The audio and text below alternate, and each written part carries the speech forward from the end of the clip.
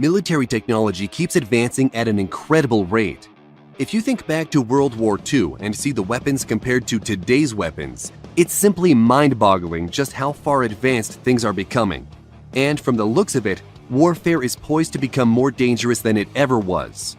From drones in the sky, drone tanks fitted with incredible weaponry, to small unmanned aircraft that are launched from carriers in the sky, security clearance has been granted.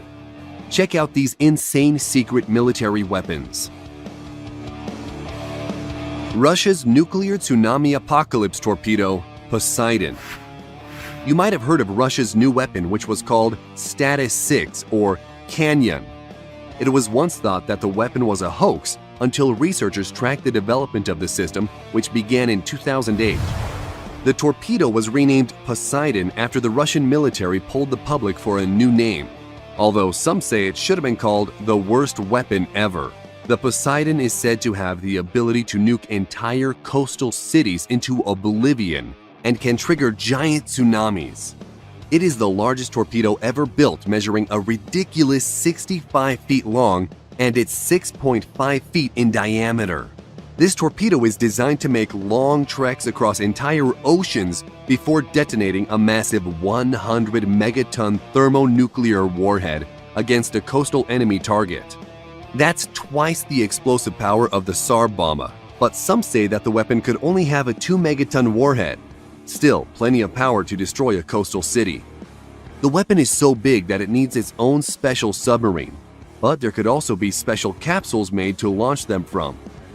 Russia is also claiming that the torpedo could be used to attack enemy fleets and is estimated to be capable of speeds up to 70 knots, which translates to 80 miles per hour on land. That's faster than any US nuclear-powered attack submarines and their anti-ship homing torpedoes, limiting a defender's options against an incoming Poseidon torpedo. The weapon also operates at depths of up to 3,280 feet, far deeper than US Navy submarines. Drones recharged by a laser could fly forever. The Defense Advanced Research Projects Agency has developed a drone that has solar panels that are built into the wings and batteries in the fuselage. The batteries provide the power, but as they begin to drain, drone operators aim a laser beam at the solar panels, which recharges the batteries. This means that the drone could stay in the air forever as long as there is an operator to charge it. This sounds cool, but there are a few problems with it. For one, a laser loses its strength the farther it has to travel and can be obscured or even blocked by smoke, haze, fog, and rain. Yeah, we know our viewers are smart, so we thought to mention that. DARPA figures it can recharge the drone at up to 6.8 miles, but that maximum will vary under real-world conditions.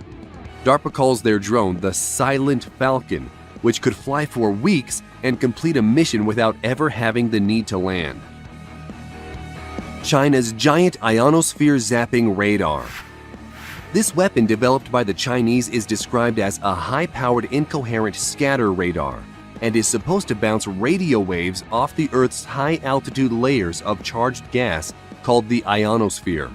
The Chinese facility will be similar to United States HAARP in many ways, which had a bunch of conspiracy theories surrounding it, including government-sanctioned weather control, human-made earthquakes and tsunamis, and was said to be able to cause mental disruption throughout a region. The Chinese facility is on the densely populated island of Hainan, beside Sanya, a beachside city bigger than Miami or Honolulu with more than 400,000 inhabitants. Despite all these conspiracy theories, it is said that it could be possible the system could blank out ELF communications and selectively interfere with other satellite communications that would severely affect any submarine operations in the South China Sea. China could even use the new array as a transmitter for ELF radar to detect submarines at long range. Project Thor.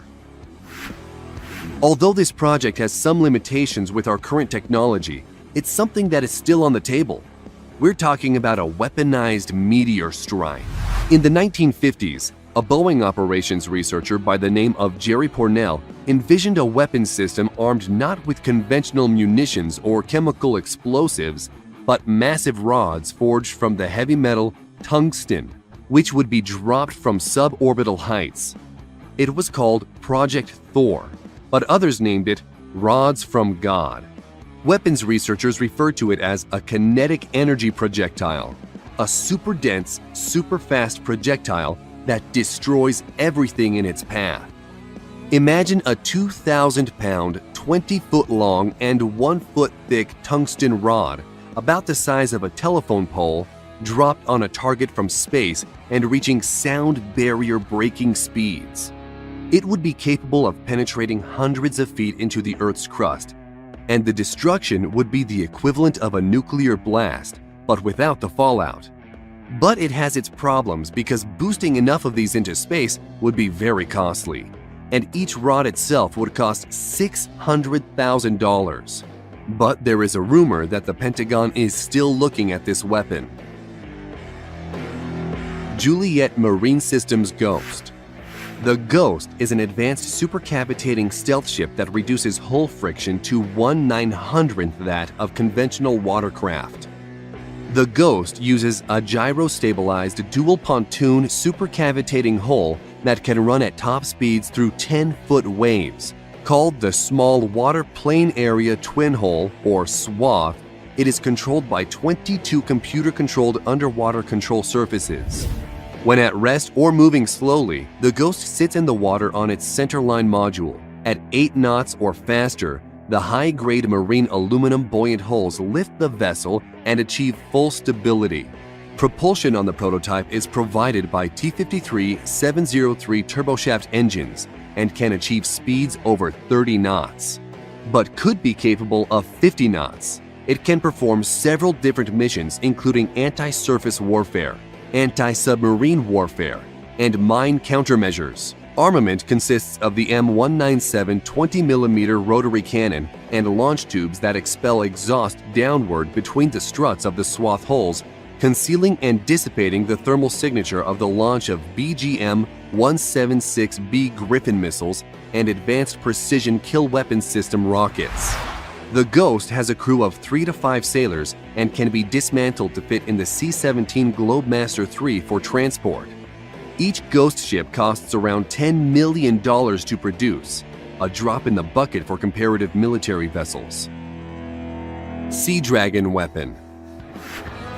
The U.S. Navy and an unknown defense contractor are working on a new missile the service says will give its submarines a new, disruptive offensive capability to take on enemy ships. It's called the Sea Dragon, but no one is really sure what it is because it's top secret. However, it is known that the missile uses some current technology and could be the SM-6, which is designed to be launched by U.S. Navy Arleigh Burke-class destroyers and Ticonderoga-class cruisers to defend the fleet from cruise missiles, manned aircraft, unmanned aircraft, and even short-range ballistic missiles. The missile's only drawback is, originally designed to shoot down flying targets, it has a fairly small blast fragmentation warhead. The SM-6 is supersonic and can fly at 3.5 times the speed of sound, or about 2,685 miles an hour. It also has the fun trick of taking targeting data from other Navy assets, including the E-2D Advanced Hawkeye Airborne Early Warning and Control Aircraft and the F-35 Joint Strike Fighter. So imagine a missile that can be fired from a ship and then controlled by a fighter jet and then directed to hit its target. Kalashnikov drone tank. Military drones are on the rise, and many of you are probably familiar with the unmanned U.S. Predator drones that are equipped with advanced targeting systems and can carry 500-pound bombs and deliver those weapons to the target accurately. With this in mind, it would seem logical that ground-based drones, such as the Kalashnikov drone tank, would be the next generation weapon to enter warfare. Russia's Uran-9 combat drone packs some serious firepower, with one 30mm 2A72 automatic cannon and 4 9M120 1 Attica anti-tank guided missiles. It is 16.7 feet long and weighs approximately 10 tons. It may look impressive, but it had trouble with the fundamentals, not only of armored warfare, but warfare by remote control. The remote-controlled combat vehicle lost contact with ground control stations only 1,000 to 1,600 feet from its manned control station, suffered from an unreliable gun and suspension system, and could not target enemies while on the move. The remote fire control system is also a problem, with the two A-72 experiencing a lag before firing 6 times and an outright failure once. The drone tank was first tested in Syria, and despite its failures, could be a weapon that Russia continues to develop. Tank-killing quadcopter drone. The armed forces of Belarus have demonstrated a new quadcopter drone that can carry a tank-killing rocket launcher which carries an RPG-26 single-shot rocket that is remotely fired by the drone operator. While the drone is of questionable effectiveness as a tank destroyer, it is a deadly harbinger of things to come on the unmanned battlefield. The type of drone is unknown, but the design appears to be a quadcopter capable of lifting at least 7 pounds. But the RPG it can carry has a range of about 250 yards, and the warhead it has can penetrate a 1.7-foot thick plate of rolled homogeneous steel armor, which is the standard metric for armor plating. However, the RPG-26 can't penetrate enough armor to take out an American M1 Abrams main battle tank, at least not head-on anyway, and it probably can't penetrate the M1's flank armor either, but a rocket-firing drone could conceivably maneuver to shoot at the top or rear of a tank, where armor is thinnest. The Belarusian tank drone is the start of what could become a very uncomfortable trend for Western tankers. Iron Curtain. With the name of Iron Curtain, you might think this is a secret Russian military weapon, but it's not. The US Army is testing a system designed to protect military vehicles smaller than tanks from attacks.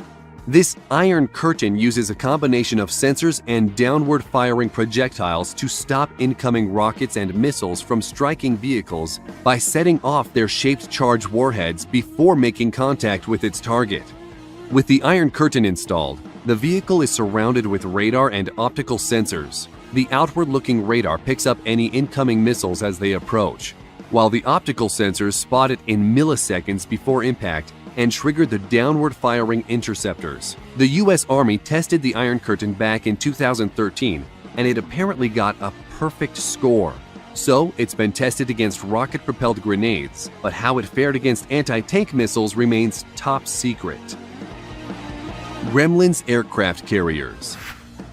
The idea of an aircraft carrier that operates in the air is not a new idea.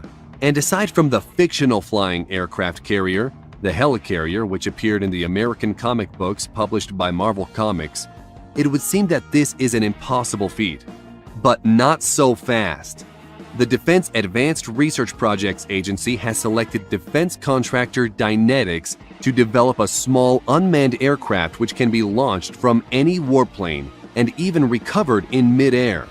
These small aircraft are codenamed Gremlins and are tiny, dangerous armed drones which are reusable and reconfigurable. The Gremlins could be launched from the rails of an F-16, the internal weapons bay of a B-1B bomber, or out the cargo ramp of a C-130 transport. Once the drones have accomplished their mission, they will rendezvous with the C-130 Hercules that lowers a capture device. The Gremlins are then hooked, powered off, and then hauled aboard the aircraft. They can be quickly refurbished, refueled, perhaps receive an armament swap, and then be ready for another mission within 24 hours. If anything, it's a very similar concept to the Protoss carrier in the game StarCraft. Carrier has arrived.